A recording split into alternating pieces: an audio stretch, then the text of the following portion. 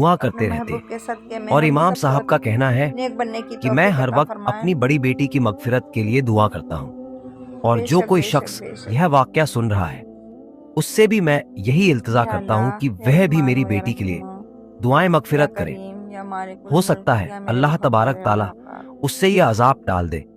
अल्लाह तबारक ताला से दुआ है हमें अजान का एहतराम करने, 5 वक्त की नमाज पढ़ने, तिलावत करने की तौफीक अता करे।